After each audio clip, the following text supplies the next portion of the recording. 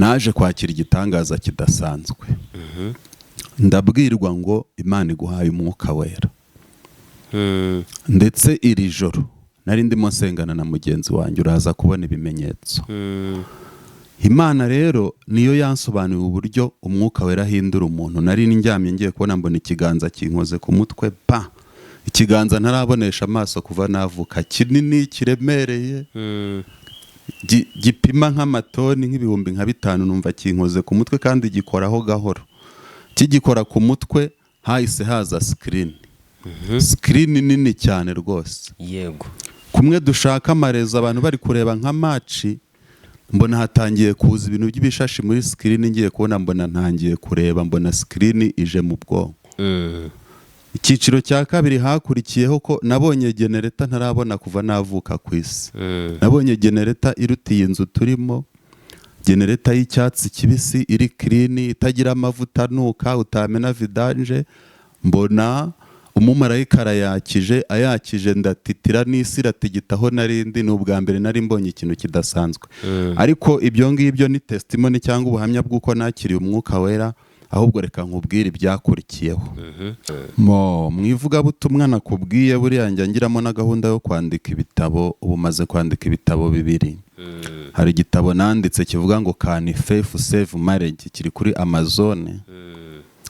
Gishaka kuvuga impinduka iyo zibaye ku muntu. Isi iramutse ihindutse ikizera Yesu ikakira umwuka wera, ko divorce yagabanuka ndetse ikanashira. Hari n'ikindi nanditse cyitwa A Living Miracle from Rwanda. Nacyo kivuga ukuntu umwuka wera ahindura umuntu, ugahindukamwe ubuhamya bwigendera. Nabwiraga abantu bose batuye ku isi ko ubu nabaye ubuhamya bwigendera kubera umurimo umwuka wera yakoze muri njye. Anyway, twihuse rero, hari transformation y'umuntu akava mu cyiciro akajya mu kindi. Ndaguha nk'ubuhamya. Mw'icyo gitabo nakubwiraga haraho nagiye nandika nkavuga ukuntu ubwanjye nahindutse. Ubundi naravutse, tujya tuvuga ngo gatanya ngo yaje, umuntu yabanaga n'umugore bamaranye imyaka 10-15 bagiye mu rukiko bakoze divorce. Hari umuntu twaganiriye ndamubwira nti buriya dufite ikibazo ko dufata umusore w'umudivorce tukamushyingira n'umukobwa w'umudivorce. Ubwo nawe yaba indi topic. Noneho abantu bakajya mu rugo ariko ari abadivorce bombi. Bashake babe baba mu rusengero cyangwa bataba mu rusengero. Yego. Noneho twe tukazabona imbarutso rutenderira komwe, ariko n'ubundi twari dufite abadivorce bibera mu rugo. Reka mbisobanure nihuta. Yego. Umuntu utarakira Yesu nk'umwami n'umukiza we uri kutwumva, akeneye kwakira Yesu nk'umwami n'umukiza we, akajya mu rusengero azi ahantu agiye mu rusengero kugira ngo abeho ubuzima bufite intego yo gukora icyo twaremewe. Ubundi twaremewe kuramya Imana no kuyihimbaza. Ibyo gusa. Iyo uri guha abaturage serivisi uba uri kuramya Imana. Umukobwa nazi wawe dore muri abasiribateri nijoro, akakubwira ati turarane, ugahita uvuga uti sanzwe nyijejwe, ariko umukobwa yanyinzaniye ntabwo ngomba kuba umwana. Ntabwo uragera ku kigero cyo gukizwa ku buryo ubera isi nk'ubambwe. Isi yakwizaniye iziye mu mukobwa. Satani yagusabye Imana. Umukobwa isi yaje iziye mu mukobwa mu cyumba cyawe, ugomba kubera isi nk'ubambye, ntusambane n'uwo mukobwa. Hanyuma kandi wavuye iwawe noneho ujyaho isi iri ku ndaya, abantu bari kugura, uravuga uti ngize amahirwe bari kugura makeya. Ubwo nukuvuga ngo nawe isi ntirakubera nk'ibambye. Rero iyo ukijijwe ukakira Yesu nk'umwami n'umukiza ukabatizwa, abatarabikora babikore vuba. Hanyuma kandi iyo wakiriye Yesu nk'umwami n'umukiza ukabatizwa ariko ukubaka uburyo bwo kwihana no gukiranuka no kwirinda ibyaha, 3 muri gahunda zawe Imana ikabamo. Ukagenera Imana umwanya, ukagira umwanya wo gusenga, ugahamagara Imana. Nabyo ni binini tuzabiganira. Hari uguhamagara Imana mu buryo buri vertical cyangwa buhagaze.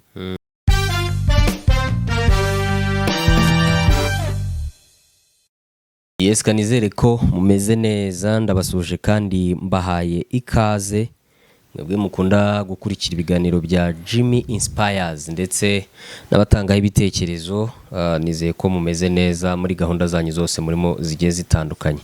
Uyu munsi rero nanone nk'ibisanzwe murabizi tugira ibiganiro bitandukanye, dutanga ibiganiro bifite inyigisho, tugira ibiganiro bifite ubuhamya, tukanagira ibiganiro bifite byinshi bisobanura cyangwa se byinshi byigisha. Muri ubwo buryo rero tugenda tuganira n'abantu bagiye batandukanye kugira ngo twumve bimwe mu byo abadusangiza, yaba izo nyigisho, yaba ibitekerezo runaka batanga, ariko by'umwihariko biba ari ibiganiro biganisha kuri gospel cyangwa se ubutumwa bwiza, bifite aho bihurira no kuvuga inkuru yamamaza Kristo kuba mwizera. Ntabwo tugira idini runaka twibandaho, nta nubwo tugira abantu runaka twibandaho, ahubwo umuntu wese turamuganiza tukumva uko asobanukiwe inzira ijya mu ijuru, kuko abantu bose bashaka kujya mu ijuru. Kwanga abantu bose bashaka kujya mu ijuru, bose bavuga kujya mu ijuru, ariko uburyo bwo kujya mu ijuru bukaba butandukanye. Ijambo ry'Imana riravuga ngo ni njye nzira n'ukuri n'ubugingo, ntawe uzajya kwa data ntamujyanye. Ariko hakaba hari abantu batazi uwo muntu uzajyana abantu kwa data. Ese wowe ubyumva ute? Ubisobanukirwa ute? Ubimenya ute? Ni nayo mpamvu muri abo bantu batandukanye tugenda twakira ubuhamya bwabo, twumva uko basobanukirwa Yesu, uko bamuzi n'uko bamubwira abandi. Ntatinze rero, nitwa Joel Preacher cyangwa se MC Cadman. Tubana hano buri munsi, ni njyewe wakira cyangwa se ubaza abantu baje ahangaha, yaba batugendereye yaba bo twagendereye, byose muri rusange. Muri kubibona rero n'imbere ya kamera ya Jimmy Inspires hariho umuntu turi kumwe, ndagira ngo atangire yibwira abadukurikiye. Muraho neza? Muraho. Amazina yanyu kugira ngo tuganire, abantu tugiye kuganira nabo babazi. Murakoze MC. Nitwa Ernest Ndikumana, nkaba ndi umuvugabutumwa, bakunda kunyita evangeliste. Ndi umuvugabutumwa bwiza bwa Kristo, kandi nkaba hari n'ibintu bitandukanye ngenda nkoramo. Ni nkunda gukora kuri transformation, spiritual transformation, cyangwa se guhindurwa n'umwuka wera, impinduka zivuye ku mwuka wera. Rero ndi umuteologie, mbonereho nanagutumire rwose umwaka utafite graduation ya theology. Ndangije theology muri kaminuza. Ubwo rero nishimiye kuba mbonanye namwe. Nkunda Imana, nkunda abantu bavuga Imana. Mu buzima busanzwe ngira amagambo make, ariko iyo ngiye kuvuga Imana simenya aho amagambo avuye. Rero murakoze cyane. Ubwo Imana yivuga mu magambo menshi cyangwa yizanaho amagambo menshi? Iyo umuntu ahindutse n'ibimurimo birahinduka. Hari korari igiririmba ngo yampaye ibimwuzuye. Imana yampaye ibiyuzuye, bituma mpinduka umunyamagambo iyo ngiye kuyivuga. Mbese nuko bihagaze. Yego. Yesu, kaduhere kuri Yesu, ni nawe ngira ngo uvuga nk'uko wari ubivuze. Yesu kuri wowe ni umuntu uvuga gute? Ni muntu ki kuri wowe, ushingiye ku buhamya bwawe, ushingiye ku kuntu muzi, ushingiye ku kuntu mwahuye? Uyu muntu utamuzi yumvisha uri kuvuga ngo Yesu, wavuga ko Yesu ari muntu ki kugira ngo tumumusobanurire, noneho bidufashe kugira ngo niba ataramwizera wenda bishingireho. Ariko niba yaranamwizeye, ubwo nawe buri wese aba afite ukuntu yahuye na Yesu. Ngira ngo izwe byo abantu bose barabizi, buri wese afite uko yamuhuye nawe nuko amuhamagara, n'umuhamagara utandukanye. Abantu bose bagira imihamagara itandukanye, ariko kuri wowe Yesu umufata ute? Wamubwira ute umuntu utamuzi? Urakoze cyane. Turi mu kiganiro, ariko kuvuga kuri transformation cyangwa guhinduka udasomye muri Bible bijya bigorana. Ndagira ngo nifashishe umurongo hano muri Bibiliya, ubundi mbona uko nsubiza neza ikibazo cyawe, nsubize n'abadukurikiye. Mu Isezerano Rishya, urwandiko Pawulo yandikiye Abigalatiya, ibice 6, umurongo wa 14. Reka tuwusome ubundi ngusubize rwose ikibazo mbajije. Uyu murongo uravuga ngo ariko njyeweho sinkiratana ikindi kiretse umusaraba w'umwami wacu Yesu Kristo, wateye ko iby'isi bimbera nk'ibibambwe, nanjye nkabera iby'isi nk'ubambwe. 15. Kuko gukebwa kutagira umumaro cyangwa kudakebwa kiretse kuba ikiremwa gishya. Amen.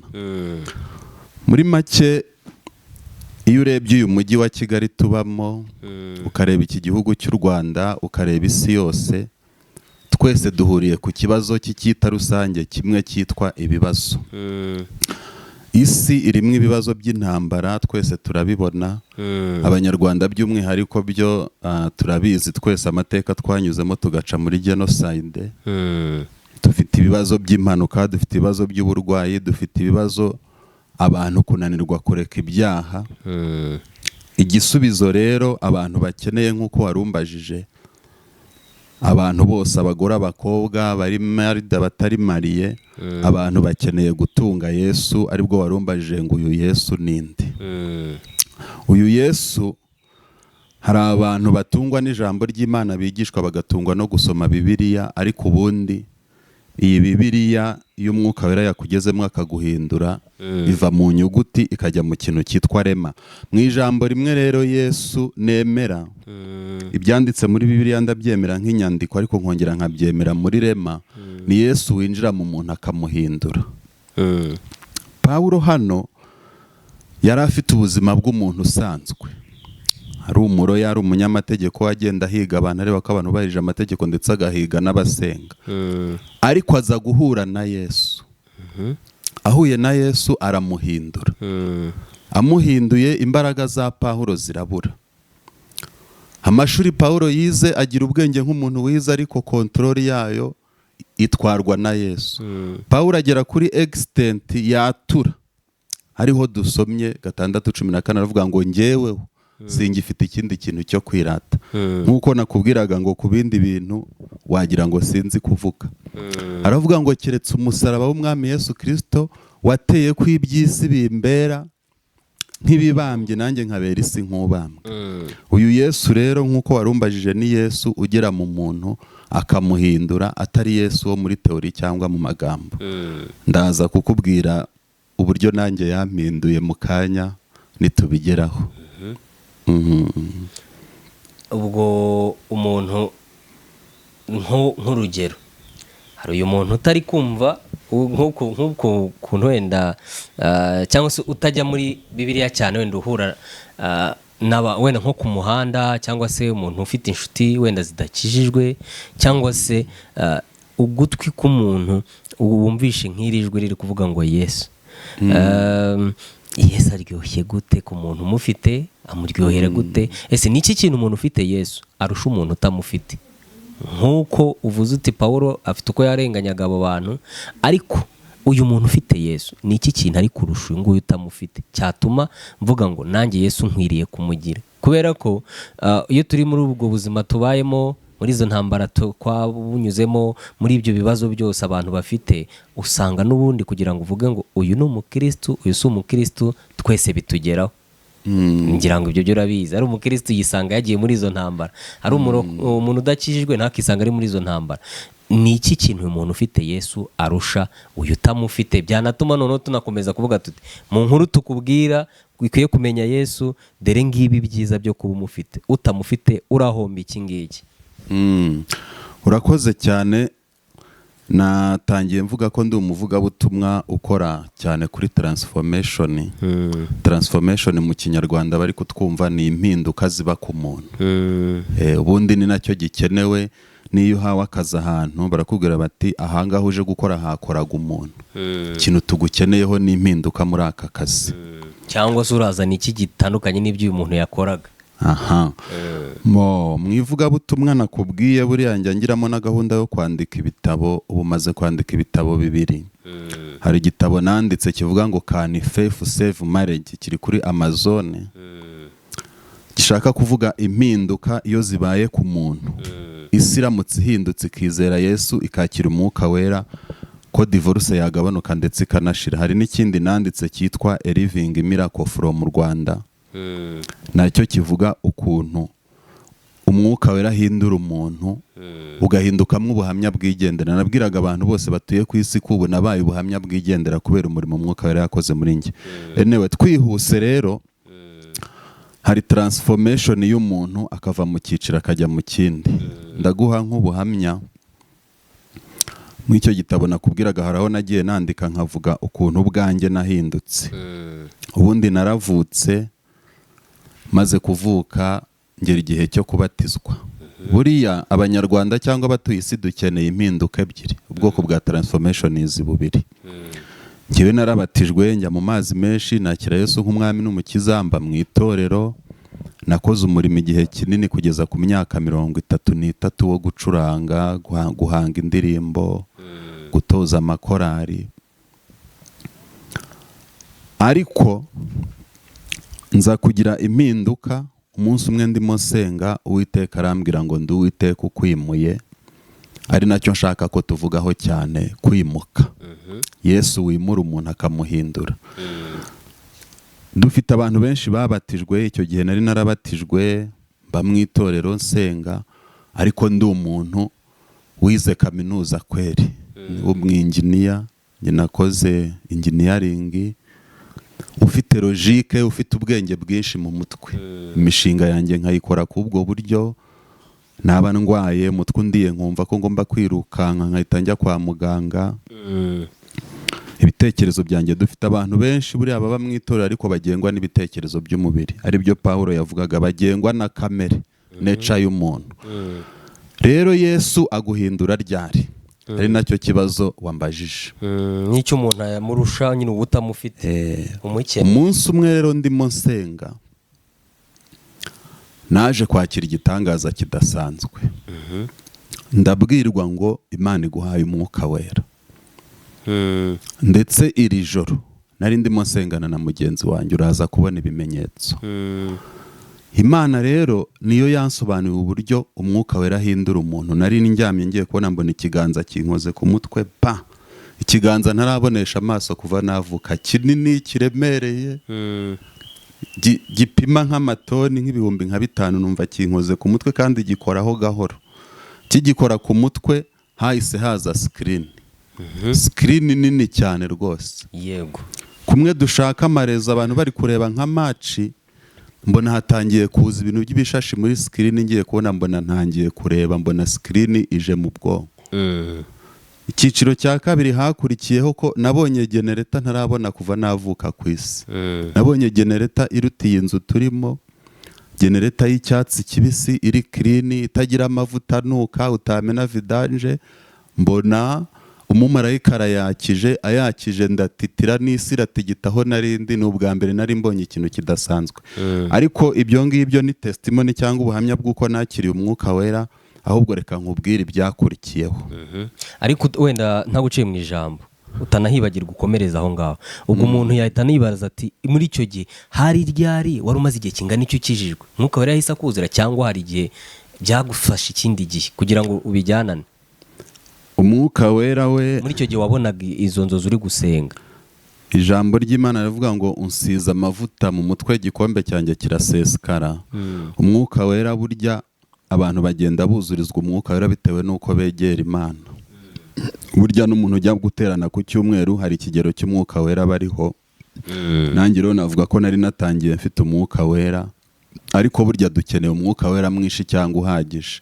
Ku myaka rero 31 ndi umucuranzi, ndi umuririmbyi, nibwo ibyo natangiye kubibona. Nibura mfite 32, mbona nakiriye izindi mbaraga zirenze izo nari mfite. Ya logique nakoreshaga no muri icyo gitabo nitukiganiraho uzabibona, irahinduka. Bwa bwenge gusa bwo kuba narize kaminuza birahinduka. Kuba wafata Bible ugashakamo ijambo ukarisomera abantu birahinduka.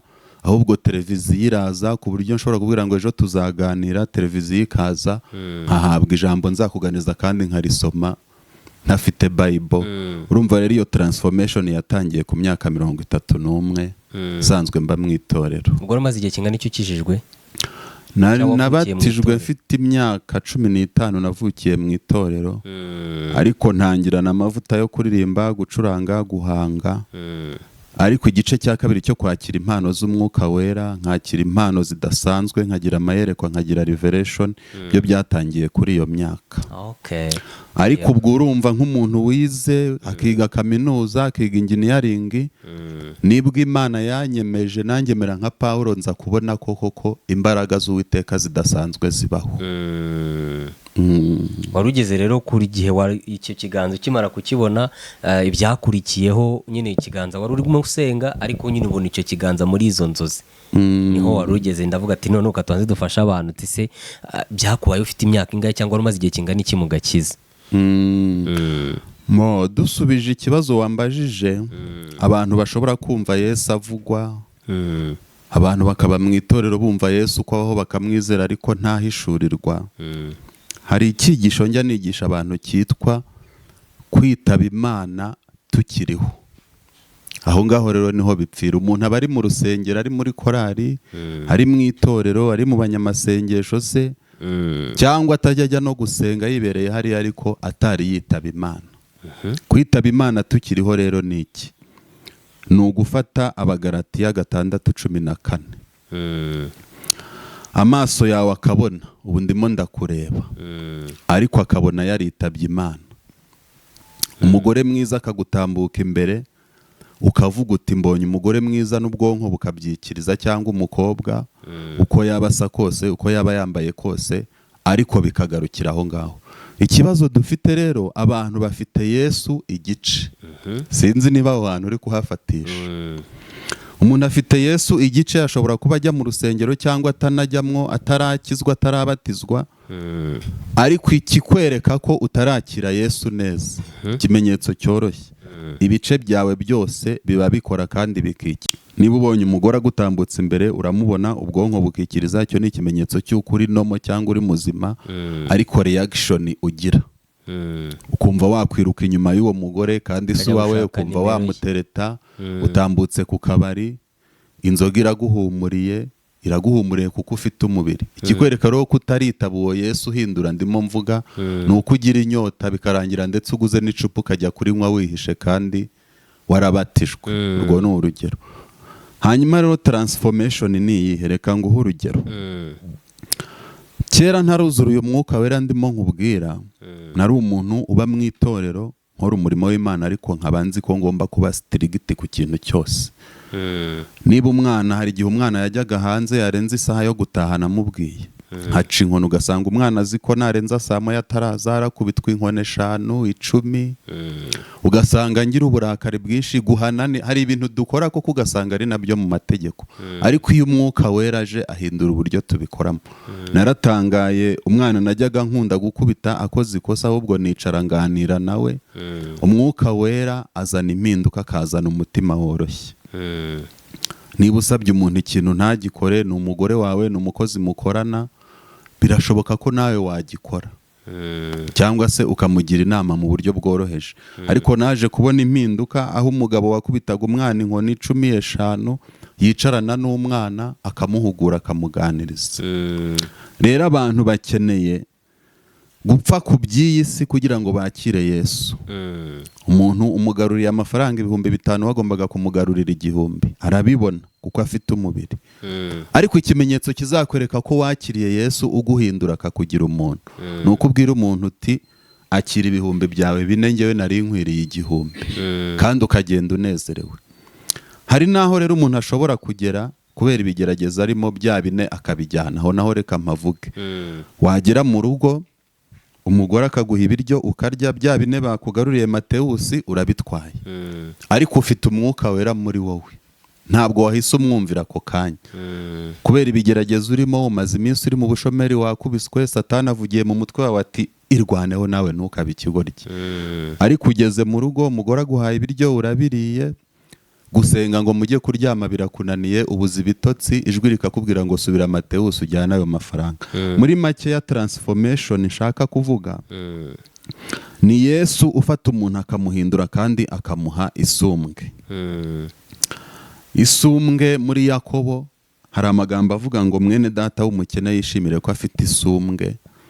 Isumbwe ni ukubaho ubuzima bwubaha Imana ku isi, ukabaho ukiranuka, kandi Imana ikagutunga ikakubeshaho, na nyuma y'ubuzima ukazabaho. Yenda twaba tugarukiye aho ngaho. Umuntu akumvishe uri kubivuga uko, kurumva ufite ibintu byinshi byo kubwira umuntu bitewe niyo experience, kuko buri abantu benshi ntago bavuga kuri mwuka wera kuko nyine batamuzi, batamubona. Niyo ariko bavugisha ntibabasha gusobanukirwa ngo bavuganye nande, ariko kantu ndi kumva ko byibuze ubinyemereye twazagira ibice byinshi byo kuganira, kuko Mwuka Wera ntabwo wamusobanura mu isaha imwe ngo abantu bamwumve banasobanukirwe. nk'uko ubivuze uravuze uti ushobora guca ku kabari ukumva ibyera urayishatse kuko nyine uri umuntu, ariko se ikintu gituma uvuga ngo nubwo nyishaka reka nshyire itandukaniro rituma mvuga ngo sinayinywa nubwo byagenda gute? Ese kutayinywa ni uko umubiri wawe utayishaka mu buzima bwawe, cyangwa ni amahitamo ukoze akwemerera kuba wavuga ngo iki kintu sinakinywa niyo byagenda gute kubw'impamvu izi n'izi? Ariko tukiri naho ngaho niyo turi mu kiganiro kubera ko nta mategeko tuba tuvuga ngo twashyizeho amategeko, ahubwo tugenda tuganira ku kantu kafasha umuntu kugira ngo agire ikintu apikingamo. Wari utubwiye ku nyungu zo kuba umuntu yabasha kuba afite Mwuka Wera no guhindurwa nawe, kuko iyo umuntu amufite muri we arahinduka nk'uko wari ubivuze, bijyanye n'ibimubaho n'uburyo afata ibyo byemezo. Ariko se ni ryari umuntu ashobora kumenya ko uwo bari kuvugana ari Mwuka Wera? Ese ushobora kureba umuntu agenda gutyo ukavuga ngo uyu muntu afite Mwuka Wera? Ese ni ryari njyewe ushobora kuvuga ngo ndi kumva ibintu bitari byiza bimvugiramo n'ibyiza, ese ndakoresha iki kugira ngo nubahe cyangwa numvire Mwuka Wera? Ko mukanya uravuze ati ntabwo twitabye Imana. Hari umuntu ushobora kubyumva akavuga ati uri kuvuga ngo twitabe Imana, kandi yavuze kwitaba Imana nyine nawe urabyumva mu Kinyarwanda. Ni ryari rero umuntu ashobora kuvuga ati uyu ni Mwuka Wera umvugishije, cyangwa se ibi ni ibitekerezo byanjye, kugira ngo abashe gutandukanya kanamufite cyangwa se wenda atanamugira atanamuzi? Tuzagira topike nyinshi nk'uko urimo ubivuga, kuko ubu turimo turaganiriza umuntu uba hariya utarakira Yesu nk'umwami n'umukiza. Umuntu utajya ujya ku rusengero ubu nawe arimo aratwumva, wibera mu kabari, wibera mu busambanyi. Turimo turanaganiriza umuntu ujya mu rusengero akaba ari mu rusengero yarahindutse, cyangwa akaba ari mu rusengero atarahinduka. Kampere ku muntu udukurikiye muri aka kanya uri kumva ikiganiro kuri transformation cyangwa guhinduka, ariko akaba atarakizwa, atarakira Yesu nk'umwami n'umukiza we. Reka mubwire ntiwarahombye, kubera ko naguhaye nk'urugero rwa Ernest wa mbere yo kwakira Mwuka Wera ndimo mvuga, na Ernest wa nyuma yo kwakira Mwuka Wera ndimo mvuga. Ernest wa mbere yo kwakira Mwuka Wera ndimo mvuga yari umuntu wavunitse. Hari ibintu abadamu bajya batubwira natangiye kubona ko ari byo. Umudamu akakubwira ati ngewe iyo ntwite ngira umusatsi mwiza, ngewe iyo ntwite ndi kwiga kubiga ndafata cyane, ngo nshobora kuba mba ndi gukoresha serive ebyiri ngo iyanjye n'umwana, ngo mba numva ntari njyenyine. Ibyo ni ibitekerezo umudamu yampaye, ariko reka nkubwire ngewe wa mbere yo kuzura uyu Mwuka Wera na nyuma yo kuzura uyu Mwuka Wera. Mbere yuko nuzura uyu Mwuka Wera ngo ngirire ihishurirwa, nari umuntu wize amashuri w'umwinginiya upanga akazi ke nkakora akazi kanjye. Nari umuntu wicara nkakora planning ku buryo bwanjye. Nari umuntu uri burwara ikirenge nkahita nirukanka nkajya kwivuza kandi koko nkazakira. Nari umuntu ujya gusenga nkaterana. Nari umuntu udashobora kugira peti nyinshi nubwo nasomaga ijambo ry'Imana cyangwa gusenga igihe kinini, ariko maze kuzura Umwuka Wera Imana yanyemeje ko ibaho kandi mu bwuzuro bwayo. Nahindutse umuntu ushobora gusoma Bibiliya ntari kuyireba ntayifite, sinziriye nkasoma Bibiliya nkayibona nkabona Bibiliya iraje. Ibyo yenda umuntu ntiyabyumva, ahubwo nahindutse umuntu utungurwa n'Imana. Imana ikankorera ibintu bigaragara. Umuntu akambwira ati mvunitse akaguru, tugasenga Imana, umuntu Imana ikamukiza. Nagiye mbona ibitangaza byinshi Imana igenda ikora. Abarwayi tugasenga Imana ukabona umurwayi arakize. Ngenda mbona ndi kugira ubundi bwenge, mbona ndi kugenda ngira imbaraga zo gusenga. Hari icyo twita resilience mu gusenga. Umuntu ushobora gusenga akarenza iminota 5 ntako aba atagize, ariko ufite Mwuka Wera ushobora guhera saa moya ukageza mu gitondo iyo ufite uwo mwanya. Ntangira kumva amavuta y'Umwuka Wera abaho. Ntangira kumva afite amavuta, impano z'Umwuka Wera rero ushaka kukugira.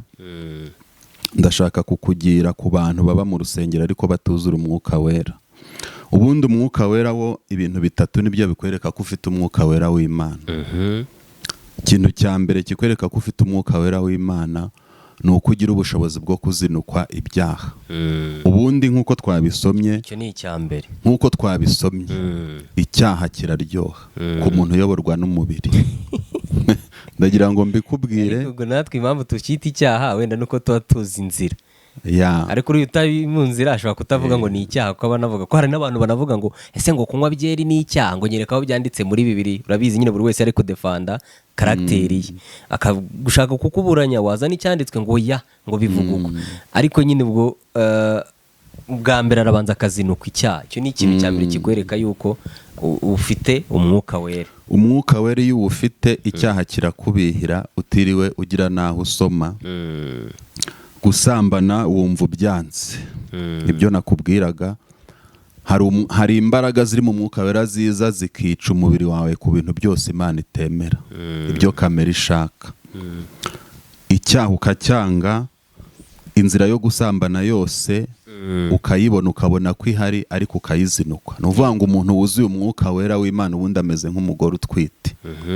Gusambana bikakubihira ukabyanga rwose, inzoga ikakubihira ukayanga, kwiba niba wibaga ukabyanga. Hari imbaraga z'umwuka wera zigufasha kubyumva. Ndibuka mbere nasomaga Bible mbere yo kuzura umwuka wera, nkabona nyine ndi gusoma igitabo cyiza, nkumva n'amagambo meza yo gucungurwa kwanjye. Ariko maze kuzura umwuka wera nagize iyerekwa mu mutwe, ijambo ry'Imana mbona ni umutsima uvuze neza, utunganye, utagira kara, ntamenye uko nsobanura, ukayangana. Mu mutwe wanjye hakazamo ijambo ry'Imana, ubu iyo rije mba mbona ari umutsima ndi kurya. Icyo ni icya mbere. Icya kabiri rero ni ukwera imbuto. Umuntu ufite umwuka wera yera imbuto w'Imana. Ndaza kukubwira impamvu mvuze w'Imana. Kwera imbuto rero ndabikubwira. Kwera imbuto rero ni iki? Kwera imbuto ni hahandi mugenzi wawe mukorana hano muri kampani ukuriye, uzamusaba raporo akayikwima, akanakubwira nabi, warangiza ukayikora kandi ukamubabarira. Utaza kubwira abantu ibintu gusa turi kutubwira kuba Yesu. Gusa amategeko ntago umwuka wera akuraho amategeko, na Yesu yarabivuze ngo sinaje gukuraho amategeko. Ariko mushobora kuba mukora mu iyi biro yawe muri babiri, bosi wanyu akeneye raporo saa 9, ukayisaba umukozi uri munsi yawe akayikwima, kandi saa 9 mugomba kuyitanga. Ndemera ko ugomba kumukurikirana administrative, ariko saa 9 ko raporo igomba kuboneka. Aho niho umwuka wera. Hari isomo tujya twita servant leadership, cyangwa se kuyobora abantu uca bugufi. Umwuka wera w'ubwenge wari kuri Yosefu, n'uwo guca bugufi wari kuri Dawidi. Abona Sawuli imbere ye afite amahirwe yo kumwica ntamwice, akuzaho, raporo ugahita uyikora, raporo ikaboneka igatangwa, ubundi ugasigara uhana umukozi wawe. Ariko aho ngaho igipimo cyo kwicisha bugufi wagikoze. Umwuka wera wo kwera imbuto ni hahandi umuntu agutuka, kandi wowe warize uzi no gutukana kumurusha, imbaraga zo kumusubiza zikabura. Umwuka wera wo kubabarira n'umuntu utagusabye imbabazi, twavugaga genocide twavuyemo, ukicara ukavuga ngo abantu banyiciye ndabababariye bataranansaba imbabazi. Kwera imbuto abandi bantu bashobora gusoroma bakarya. Hari abantu muganira, umuntu akabwira ati ngewe rero ndakijijwe muvandimwe, ndasenga, njya ku rusengero, ariko nanga umuntu unyiyenzaho. Iyo umuntu antutse ndamusubiza sindagafu k'imvugo rimwe, iyo umuntu ankubise ndamwishyura, nkanamumugaza, nta muntu ujya unyinisha. Icyo ni ikimenyetso kikwereka ko utera imbuto z'umwuka wera. Kwera imbuto z'umwuka wera. Kwera imbuto z'umwuka wera, abantu bakagira ikintu bagusoromaho utiriwe uvuga. Hanyuma icyanyuma rero kigaragaza ko ufite umwuka wera w'Imana ni uko ugira impano z'uwo mwuka wera. Aho ngaho niho hajya hacanga abantu benshi, haratumanza no kukubwira abantu badafite umwuka wera. Ukagira impano z'umwuka wera, ukagira impano yo kwerekwa, ukabona ibyo Uwiteka Imana igiye gukorera umuntu ukabimubwira kandi bigasohora. Ukagira impano yo gusengera abarwayi, ugasengera umuntu agakira. izo ni impano z'umwuka wera, ukagira impano zo kuvuga indimi, ukagira impano yo gusoma ijambo ry'Imana, ndetse ukagira no kwigisha. Ibyo byose rero iyo tubibumbiye hamwe nibyo bikora mu muntu icyo twita transformation. Ukavuga uti umuntu yarahindutse. Umuntu nari muzi acecetse, nari muzi yibera mu byuma, ariko umuntu ari kwigisha ijambo ry'Imana gute, hakabamo no gutungura abantu. Umwuka rero utari uw'Uwiteka uza ryari? Umuntu ashobora kugenda hari akavuga ati ariko ndi pastor, mba muri community, nkeneye kwemeza abantu ko ndi umukozi w'Imana, nkeneye kugira ibintu nkora. Uzajya mugenda mubyumva, umuntu akaba yajya gushaka imbaraga ziri satanic, zitari iz'Uwiteka, kugira ngo ajye agira akantu akora nibura abantu mubone ko afite imbaraga. Ibimenyetso rero bizatuma uvumbura umuntu udafite umwuka wera w'Imana, utaranahindutse, nuko muzahura afite umwuka wa Satani akakubwira ati nugera ku cya Mitsingi urahasanga umuntu aguha inote y'ibihumbi 5. Wanahagira bikaba ukahasanga umuntu agaguha inote y'ibihumbi 5. Ariko wazamuka kuri stade ku kabari gahari, ugasanga wa muntu waguhanuriye ibyo ari kumwe n'indaya, ugasanga wa muntu waguhanuriye ibyo arimo arasinda, wamuguriza amafaranga ntayagusubize, atari uko yayabuze ahubwo ari umujura. Umwuka wera udafite imbuto z'umwuka, abahanuzi badafite kwirinda no kwihana no guca bugufi, gukiranuka, ntabwo izo mpano bafite ziba zituruka ku Mana, ahubwo hari izindi mbaraga cyangwa ubundi buyobe baba babamo. Yego, nk'uko babitwemereye batubwiye ko tuzajya tubikora mu byiciro, ko ndi kumva ni byinshi, ariko ugeze kuvuga ngo no ku bitabo wanditse, kimwe kivuga ngo Can I Believe, niba nibeshye nakurikiranye ibibazo dufite mu iyi minsi bya divorce. Mu Rwanda divorce irahari, namwe murabizi. Ku isi yose hari ikibazo cya divorce, umwuka wa divorce wabaye mwinshi. Nza gusanga abantu bahinduwe n'ijambo ry'Imana, bagakizwa, bakakira mwuka wera wa transformation, mwuka wera uhindura umuntu. Divorce yagabanuka ndetse ikanavaho. Nandika igitabo nyita Can Faith Save Marriage. Ese gukizwa umuntu agahinduka akakira umwuka wera byafasha izi ngo zacu ziri gusenyuka buri munsi? Hari n'ikindi nanditse cyitwa Transformation, kivuga ngo A Living Miracle from Rwanda, aho nanditse ko nanjye ubwanjye ndi ubuhamya bwigendera, umuntu wa logic w'umuhanga mu buzima busanzwe, ahubwo hakiyongeramo kwakira Yesu, kwakira mwuka wera, hakaza transformation, nkagera ku cyitwa papasi. Ubundi umuntu wahindutse agera ku cyitwa papasi, kize mu Kinyarwanda ubuzima bufite intego bw'umuntu wahindutse bwo gukora icyo waremewe.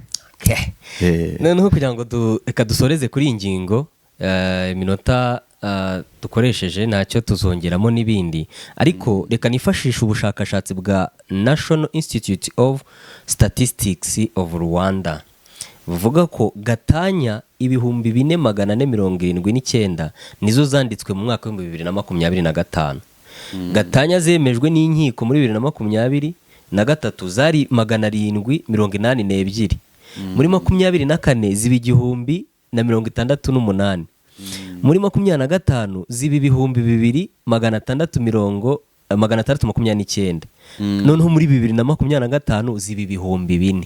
Uri kumva zari nyine zikura. Muri uko kwandika icyo gitabo waravuze ati Can Faith Save Marriage, niba mbivuze uko wabivuze. Ese nuko aba bantu badafite ukwizera, ese nagakiza kari kugenda gashira, nagakiza katari mu bantu, n'abantu badafite kumvira umwuka wera? Ese umukristo ubundi akwiriye kwaka gatanya umuntu uzi Imana? Reka nkubwire ikintu, ninyikubwira ushobora kuntera ibuye cyangwa batwumva. Dufite ikibazo cy'uko tudasenga. Abarokore badasenga, ugasanga umuntu aba mu rusengero ariko ntasenga. Hari n'umuntu muzahura ari umupagana atarakira Yesu nk'umwami n'umukiza, akakubwira ati ariko njye ndasenga, Imana yandinze, akabari kanjye kameze neza, indaya zanjye turyamana ziriho, nanjye ndiho.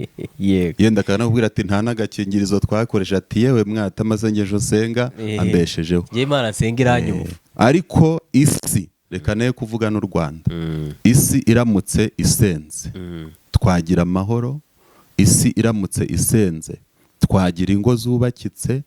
Isi iramutse isenze abantu bicwa n'indwara z'ibyorezo nka sida n'ibindi bagabanuka. Gusenga rero ni iki? hari igihe umuntu avuga ngo ariko umukozi w'Imana yaransengeye nubwo ntakijijwe, right? Cyangwa umuntu akavuga ati nagiye mu materaniro badusengeye. Gusenga ni ugukizwa ukakira Yesu nk'umwami n'umukiza wawe. Ubwo wowe uri kutwumva rero utarakizwa nkugezeho. Niba utarakizwa ngo wakire Yesu nk'umwami n'umukiza wawe, ntabwo usenga. Nubwo wabwiye umuntu ngo akabari kawe Imana irakarinze, ariko ntabwo usenga.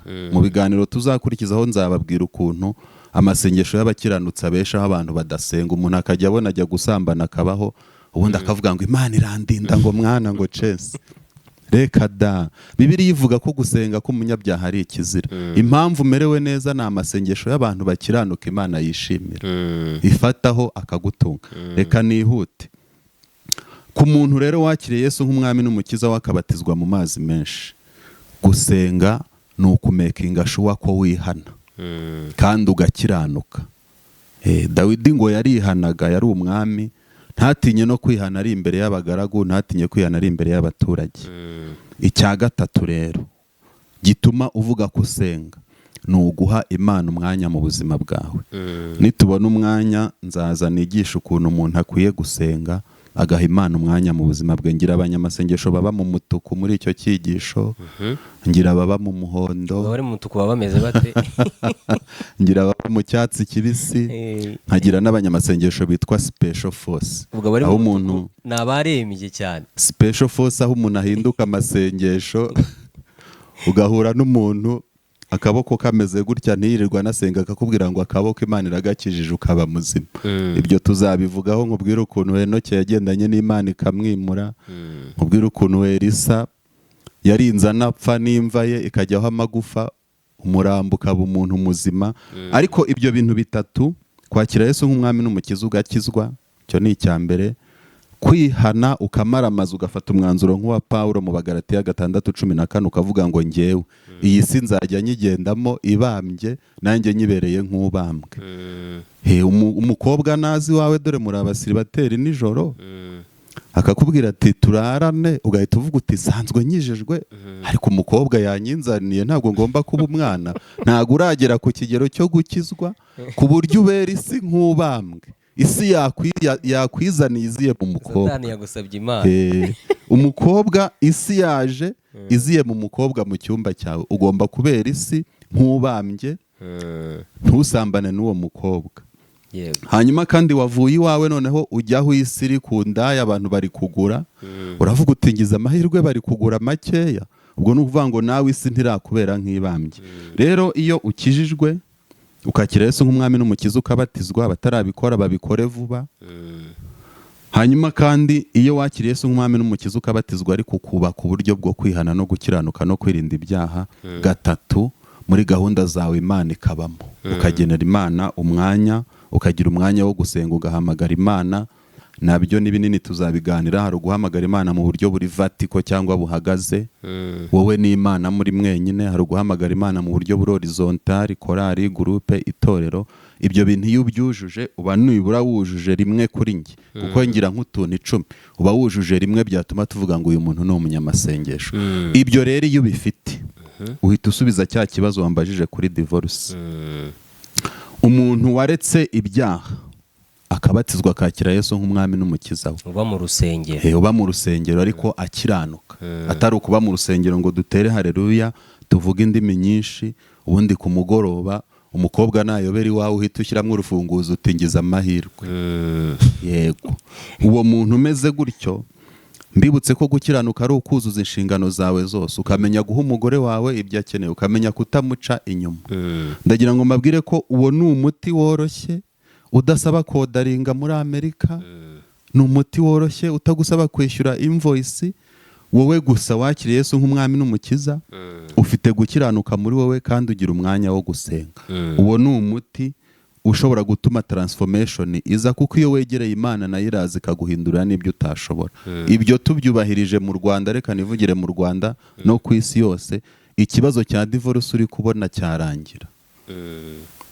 Kubera ko divorce se ni iki? Naje mu rugo kubera ko ejo nahavuye ngututse, urumva ngewe ubwanjye isi ntirambera nk'ibambye, ndacyatuka umugore, noneho nsiga nawe urakaye, ngarutse ku mugoroba urambwira uti ntacyo tuvugana, uryama ureba ivure nanjye ndeba ivure, kutihanganira kureka gutuka umugore, icyo ni ikibazo. Noneho kandi uragiye mu kabari wavuga uti ubwo umugore yarebye ivure reka nanjye ndebe indaya hano.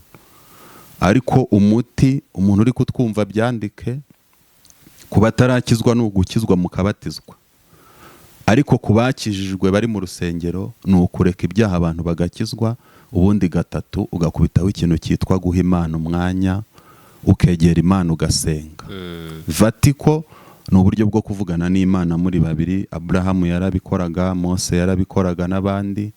Horizonto ni uburyo bwo gusenga Imana muri gurupe y'abantu bake, korari, itorero, na ya materaniro yo ku cyumweru naho aza. Ibyo iyo byujuje Uwiteka araza agakora ibindi bintu ntari bukubwire muri uyu mwanya, nzakubwira ubutaha. Yego. Mbere yuko dusoza reka dushimira abantu, tunabasabe ko mukora subscribe. Ibiganiro nk'ibi ngibi twarababwiye tuti mu by'ukuri ntabwo byatunanira gutwika pe, ntabwo byatunanira kuvuga ibintu nk'iby'abandi bavuga cyangwa se birashyushye na biracika, ariko twahisemo umurongo wo kuvuga ikintu cyubaka, ikintu kizima. Niyo mpamvu twahisemo nyine gukoresha iyi brand mu buryo buvuga ibintu byiza. Mu by'ukuri ugiye kureba igishoro dushora muri ibi bintu n'inyungu z'aka kanya zigaragarira umuntu zinjira ntaho bihuriye, ariko iyo tutekereza neza ku cyakozwe, kuzana umuntu ufite amagambo nk'aya ngaya, buriya ibintu byose nuko abantu benshi babarira ubwiza bw'ikintu mu mafaranga, ariko umusaruro si amafaranga gusa, ahubwo umusaruro ni n'impinduka zaje mu buzima bw'umuntu. Kuko wakurikiye neza ikiganiro tugiranye na Evangeliste Ernest, nibyo Ernest, mpamya neza yuko uri umuntu uzi kwiga cyangwa se ufite ibitekerezo bikeneye nk'ibi ngibi, ko abantu barishyura bakajya guhabwa, bakajya guhura n'abatherapist, barishyura bakajya guhura n'abantu babaganiriza. So rero ibi ngibi nta kiguzi wabibonera. Niyo mpamvu niba ubyumvishe kumva ari byiza, kora subscribe, kora like, ujye ushyiramo na comment nawe utubwire ikindi wifuza ko twakuganirira, kuko ibi tubiganira nkatwe tuba dutekereza icyabagirira umumaro, ariko wowe uzi icyo ukeneye, uzi aho ubabara, uzi aho urwaye. Niyo mpamvu umuntu ajya kuganiriza muganga akakubaza ngo urwaye he, kandi ari umuganga yagushyira mu cyuma akabikora, ariko arakubaza ati urababara he, kugira ngo yumve ahahera. Kare abantu tubashimire, ariko ndumva mfite ibibazo byinshi, ariko kubw'umwanya reka dushimire abantu. Ndahamya neza ko tuzahura. Nari ngiye kukubaza utubazo, ubwo wenda niba byashoboka ko dusubiza mu ijambo rimwe rimwe, nkakubaza akabazo ukagasubiza mu ijambo, ni dutatu twonyine. Ntago nandika, numva ari tugufi. Ni tugufi nuko kubaza ukakansubiza mu ijambo rimwe kugira ngo nyine dusoze bw'igihe twihaye. Abantu benshi ujya wumva bakunda kuvuga ngo nk'iyo bigeze mu rushako, kuko urumva wakoze igitabo kijyana n'urushako, nk'abageze mu gihe cyo gushaka, reka mvugire ku basore, akavuga ngo agiye gutereta umukobwa mu rusengero, akava hanze akajya gutereta umukobwa mu rusengero, ariko wa mukobwa akuye mu rusengero n'undi agasanga ingeso ze ziraruta imbi, ziraruta izo wayataye hanze. Ngira ngo sinzi niba ujya ubyumva, ariko muri iyi minsi bigezweho. Kavuga ati abasore benshi ari kujya gushaka umugore, kavuga ati aba bantu dusindana, aba bantu tubana mu ngeso mbi, sinamugira umugore. Agahitamo kujya gushaka umugore mu rusengero, akavuga ngo agiye gushaka umugore mu rusengero. Yego, abavuga ngo n'ubundi niba uri umunyabyaha ntujyayo, ngo n'undi Imana, hari umwigishwa Evangeliste n'ubundi tujya dukorana hano, twayizaka yigeze kuvuga ngo Imana ntishobora kwemera ko wa muntu wasenze yaza akamuguturaho gutyo, ngo nawe guhuza n'undi nawe waje umeze nkawe, waje ugiye gushaka uwo muntu mugahurirayo. Ariko ubona iyi ngeso y'abo bakobwa bari mu rusengero, aba anaririmba muri korari, ari umuprotokole, ari umuntu ubwiza n'ijambo uyobora na gahunda, kuba ananiwe kureka izo kamere, nawe nuko atarahinduka, akeneye guhinduka, cyangwa nuko wenda ari ubuzima bw'ibihe tugezemo bigomba kuba ari ibirushya mu bantu bose, yaba mu rusengero no hanze. Urakoze, ni ikibazo cyiza, kangisubize mu buryo bugufi. Ubundi dufite abavugabutumwa benshi, Imana yahamagaye abantu benshi. Eliya ngo niwe wari uri kuvuga ngo niwe usigaye wenyine, Imana iramunyamoza iramubwira ati have rwose ndacyafite 7,000. Nta muntu uzavuga ngo ni njye uhari njyenyine. Ariko itandukaniro ni uburyo umuntu ahamagawe. Ejo bundi nikoreye igenzura, sanga ndi umuvugabutumwa wa transformation, wo kubwira abantu ngo bahinduke. Tujya tuvuga ngo gatanya ngo yaje, umuntu yabanaga n'umugore bamaranye imyaka 10-15 bagiye mu rukiko bakoze divorce. Hari umuntu twaganiriye ndamubwira nti buriya dufite ikibazo ko dufata umusore w'umudivorce tukamushyingira n'umukobwa w'umudivorce. Ubwo nawe yaba indi topic. Noneho abantu bakajya mu rugo ariko ari abadivorce bombi, bashake babe baba mu rusengero cyangwa bataba mu rusengero. Yego. Noneho twe tukazabona imbarutso rutendera irakomwe, ariko n'ubundi twari dufite abadivorce bibera mu rugo. Reka mbisobanure nihuta. Umuntu utarakira Yesu nk'umwami n'umukiza we uri kutwumva, akeneye kwakira Yesu nk'umwami n'umukiza we, akajya mu rusengero azi ahantu agiye mu rusengero kugira ngo abeho ubuzima bufite intego yo gukora icyo twaremewe. Ubundi twaremewe kuramya Imana no kuyihimbaza. Iyo uri guha abaturage serivisi uba uri kuramya Imana. Iyo uri gufata neza umugore washatse uba uri kuramya Imana.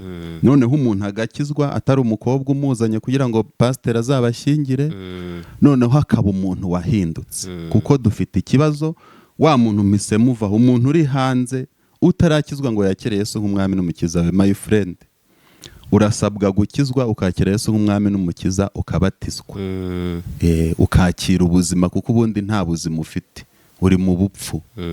Ariko noneho reka tugere kuri wa mukobwa umbwiye bakuye mu rusengero bamufitiye icyizere, agatenguha uwamukuye mu rusengero. Dufite ikibazo. Kera tukiri abana twajyaga duteka ibijumba, umubyeyi akagusigira nk'inkono y'ibijumba, ugakora era cyangwa agakosa gato ukaba wabipfukura igihe cyo kurya kitaragera, bigahinduka ibijumba byapfubye by'umukara. Buriya biragorana kurusha uko wakwirira ikibisi. Dufite rero abantu mu matorero atandukanye, kuko ubu turimo turaganiriza isi yose, bagiye mu rusengero, barizera, barabatizwa mu mazi menshi, bavamo babatijwe, barangije bicara mu rusengero ariko ntibakira Mwuka Wera w'impinduka. Ariyo topic Imana yampamagariye kubwira abantu, haba mu bitabo byanjye nicyo kintu kirimo. Ikimenyetso kizakwereka ko abantu dufite mu rusengero batahindutse, witegereza ko uzashaka umugabo ngo ujye kudivorce. Niba udafite kwihangana, muri korari uba murimbyi mugenzi wawe gukandagiye muri kurepeta, nta kwihangana. Wasabye umwanya wo gushima, habaye igihe gitoya bakubwira uzashima utashye wanungunitse. Umuntu aragututse, uramubwiye uti nubwo nsenga ntuzansuzugure. Nta rubuto rwo kwihangana ufite. Ntushobora kwihanganira icyaha. Icyaha uragikora rwose kandi uba mu rusengero kandi nta resistance ugira. Zambana birakorohera n'ibindi bitandukanye. Umutima wawe ntabwo wahindutse. Ni ukuvuga ngo bya bintu nakubwiye, umuntu yarabatijwe muri korari, arimo ari mu murimo hatandukanye, ariko ntabwo afite kureka ibyaha, kwihanira kureka no kuzinuka ibyaha, kandi ntafite ibihe n'Imana. Buriya nitwongera kuganira uzanyibutse nzaguhe topic yitwa ngo amasengesho abantu bakijijwe bakwiye gusenga kugira ngo bakorane n'Imana. Ntabwo gukorana n'Imana, hari abantu njya nigisha ngo Imana ntigira ibintu byo gupfusha ubusa cyane ku mpano zayo. Ubundi ukiri mu mubiri, ugifite umubiri gusa, ukigengwa na nature yawe, ntabwo ushobora guhinduka ngo ubishobore. Ariko iyo wegereye Imana ugatanga umwanya, ukamenya ngo mu gitondo nasenga gute, saa sita nasenga gute, ku mugoroba nasenga gute, nijoro nasenga gute. Iyo wegereye Imana irakwegera. Rero dufite abantu bashakana batarahindutse kandi ari abakristo. Bene data rero baba mu rusengero, abakobwa, abasore, bakeneye kwakira umwuka w'impinduka muri bo. Umwuka ubahindura abantu boroshye, amavuta y'umwuka yarabahindura abantu badasanzwe, bakamenya ko kuvugana n'Imana bibaho, gusangwa n'Imana bibaho, bakongera ibihe byo gusenga. Ukajya mu rugo uzi ko ushobora kwihanganira situation yose. Uri umugabo ugeze mu rugo, wakabaye usanga umugore yaguhanaguriye inkweto, wakabaye usanga agakote nk'aka nambaye gateye ipasi. Ikikubwira rero ko ufite umwuka wera ni uko uzagera mu rugo ugasanga umugore yabyibagiwe, ntabyo yakoze, ukagenda ugahanagura izo nkweto, ako gakote ukagatera ipasi. Iyo ubikoze uba utsinze umutego wa Satani wagutegeye aho ngaho. Ariko abantu baracyafite amagambo akomeretsa, ukomerekeje umugore, ukomerekeje umugabo, abakora divorce bose arwaye ati ntago nakwihanganira ibi ngibi. Wa mukobwa rero ari mu murimo w'Imana ariko ntiyahindutse. Gusa icyo navuga muri iki kiganiro turi gukora, umuntu utekereza kujya gukura umukobwa mu rusengero abagize igitekerezo cyiza. Abagize igitekerezo cyiza kuko umwuka wera, amavuta y'umwuka wera, agakiza twahawe gatuma tugira abantu bazima nubwo bataba bose. Rero mu rusengero sawa kuko n'ubundi ugiye mu isi noneho urumva umuntu, umukobwa utarahinduka noneho urumva aho birenze na pubera, ariko hatagira umuntu ugira ngo ndamututse. Nibura umuntu yakiriye Yesu arakizwa arahinduka nubwo hari ingeso afite, ariko gushakira umukobwa mu rusengero byo nibyo. Ariko nk'uko wabimbwiye mugenzi wanjye Isaac yabivuze, nawe ukwiye gutekereza akeba uri kugereramo abandi, nawe ukwiye gutekereza kukagererwa. Uritwara nabi, uriri gusambana, ugambana, wica abantu baroze cyangwa mu bundi buryo, warangiza ukavuga uti nzajya kureba mu rusengero agakobwa gakijijwe kameze neza, gafite yitwaye neza. Banza nawe ukizwe before ujya gushaka ako gakobwa, wakire transformation y'umwuka wera, hanyuma muzabane mwese mukijijwe. Ariko ubundi abantu baba mu rugo baramutse bahindutse mbere yo gushakana, nta divorce ishobora kubaho. Yego, mu gihe iminota, iki ni ikibazo cya nyuma, nta kindi ndenzaho, ubwo narashimira n'abantu. Ariko iminota dufite muri za mbuto watubwiye zikwereka ko ufite umwuka wera, harimo imbuto yo kwera imbuto no kwihangana. Umugabo ufite umwuka wera afashe umugore wamuca inyuma, yamubabarira bagakomeza bakabana, cyangwa akwiye guhita amureka muri bya bindi byo kureka? Bible muri Samweli itubwira Dawidi, nindangiza ndakubwira no kuri Yesu ndaba ngusubije. Sawuli yirukankanye Dawidi kugira ngo amwice. Mu buvumo aho Dawidi yari ari kumwe n'abasirikare bazi kurwana, Sawuli ajya kwihereramo ngo akemure ikibazo. Abasirikare ba Dawidi baramubwira ati umwanzi arabonetse, abonetse hafi kandi arashaka kugukata ijosi. Ati twemerere databuja tumurangiriza ahangaha mu buvumo, nta n'uwari kurabukwa. Dawidi yibuka ko Sawuli yaremwe n'Imana kandi ariyo yamwimitse. Dawidi agira umutima wo kubabarira, ababarira Sawuli. Yesu rero we, hari abantu bajya bakina filime bamwambitse urubindo, ariko Yesu yari Imana aza ku isi afite ububasha bwose. Hanyuma abantu baramukubita, baramubamba. Iriya nkoni bakubitaga burya barayikubitaga ikavanayo n'amaraso. Yageze ku musaraba amaraso asa n'ayamushizemo, niyo mpamvu batikuye icumu hakaza avanze n'amazi. Burya uri kukubwira ngo umuntu yabaye exhausted. Reba uwanyambura ubusa akanshyira ku musaraba ku karubanda abantu banzi, ariko Yesu arangije arabagira ngo Mana ubababarire kuko batazi icyo bakora. Mu mbuto zose rero z'umwuka wera, ikintu cya mbere nabonye kigusha abantu, gicogoje abantu mu iki gihe, ibyaha byose turi kubona ahantu biri guturuka ku hantu habiri: kubura urubuto rwo kwihangana muri situation. Icyo ni icya mbere. Icyo kirareba abantu bose, abatarakizwa n'abakijijwe. Icya kabiri kireba abantu bakijijwe baba no mu rusengero, kubura urubuto rwo kuzirikana aho Imana yagukuye. Usanga umuntu V8 munyuzeho atwaye moto agahita arira ati Mana we ndasenga mba mu nzu yawe, ariko moto imvura dore V8, wasanga uriya muntu yitwaye adasenga. Imana ishaka kumenya ahantu yagukuye mbere y'uko ugera kuri iyo moto bundi wari mu ntoki. Abantu bibagiwe ko bambaraga amakabutura afite amadirishya mu kibuno, sinzi ni bamwe mubizi. Ntago twabiyoberwa. Abantu bibagiwe ko bari barwaye amavunja, none ariko uyu munsi umuntu yambaye congo, urabona nambaye congo, nambaye costume, wicaye kuri moto, V8 kunyuzeho, uhise ubura Imana.